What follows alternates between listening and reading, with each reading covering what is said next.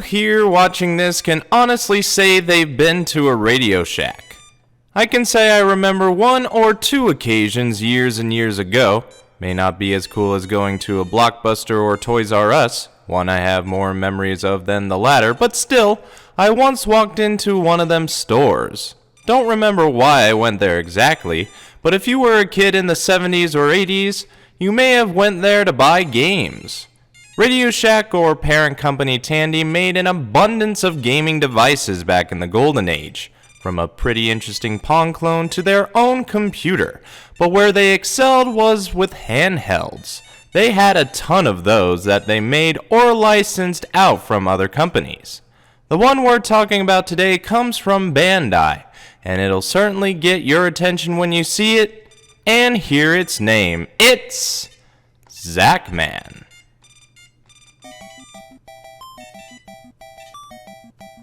When looking for a dedicated handheld, do you guys personally go for looks, gameplay, or just adding it to the collection? I'm pretty sure I do it for the looks, and it's easy to see why. Zackman was released in the US in 1984 as a dedicated handheld unit, but by looking at it, it looks anything but a portable system. This to me could look like a mini computer you could find on the ship of your favorite sci-fi show. Star Trek most likely, or maybe a video phone that Atari was trying to work on at that point. A little trivial history for you. Atari tried their hands at what we call FaceTime. Getting closer to the screen, I just have one thing to ask. Doesn't this look so appealing? With the system being made up of mostly silver and black, we have this gold and brown bezel with an additional green color and text to highlight the super color fluorescent display. That refers to the screen, but I wouldn't be surprised if that included these shiny colors that are just eye candy. If you look beyond that, you could see a spaced-themed background of sorts. It's like an additional background or bezel keen to what games like Boot Hill did somewhat. But I think this explains why there's the text Space Explorer under the Tandy logo. But seriously, I think this is what they were gonna call it, but that would have left a gap where the logo is now. Here is that logo and the name of the game, Zackman.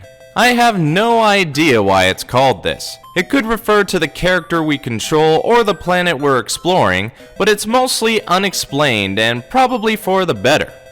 Adds to its mystique. Below it is the start fire button, the on and off switch, and the sound on and off switch. As I've seen so far, Tandy were really forward thinking with having the ability to toggle the sound. Alien Chase had the same option. Granted, both systems were made by different companies, but they knew which would work if kids were able to get away with it during class. The joystick is funny. It looks like it can do a 360, but as this square shows, it can only do 4 directions. As if we don't know how a action pad works. Plenty of grooves and nifty design choices all around the handheld, but the only real thing left to look at is the bottom where the almighty battery compartment lies. Zackman takes 4C batteries like most other handheld systems of its day. Unsure how long it lasts, but I would imagine long enough. There's also this sticker that gives you additional info and tips on how to play, including to consult the owner's manual that I don't have. The most interesting thing I've seen is that below all that and above its place of origin, there's a license for this game from the Pit. I wasn't sure what that meant, so I looked it up to find an arcade title with pretty much the same gameplay between the two. So I guess the gameplay was licensed out, but what you're about to see looks very similar to a more popular Namco title. In order to show you what I mean, let's plug in the elusive AC adapter to the system and get to playing. Zackman can be best summed up as a clone to the very popular Namco game Dig Dug, though I could see a little bit of Nintendo's Octopus Game & Watch thrown in there to help differentiate itself. The object is to try and retrieve some kind of treasure below, all the while avoiding bad guys and falling rocks and getting back to your ship before an enemy craft shoots it. A simple yet challenging premise that I find enjoyable. The only thing that gets me is not being able to shoot up or down, but I guess that adds more to the challenge.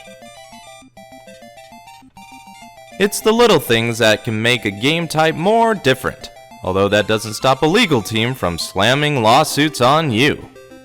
Zackman is one of the most eye-catchy handhelds I've ever come across. It's got the most futuristic look out of all my dedicated handhelds, and the game is still a good. That's always important above all else.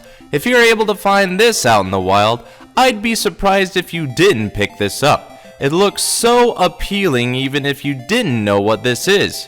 Could be an awesome calculator as far as you know, but if it's for an astronomical price like $90, I'd understand if you pass. That is about the price it went for back then, complete if you'd adjust for inflation. $40 in my opinion sounds about right today, but any cheaper would be a steal. It's Zackman. I'm sure you maybe noticed that when I talk about handhelds from the 70s to early 80s, they're all mostly self-contained, where you can play mainly one game in them. But that was about to change even before the 80s would come. And on the next episode, we'll take a look at how Milton Bradley introduced cartridges to the handheld scene. If you think I missed anything, please leave a comment. If you like what you see, leave a like. If you think others could get knowledge out of this, share this video. And if you want to see more, go ahead and subscribe. Now, if you'll excuse me, nostalgia is calling.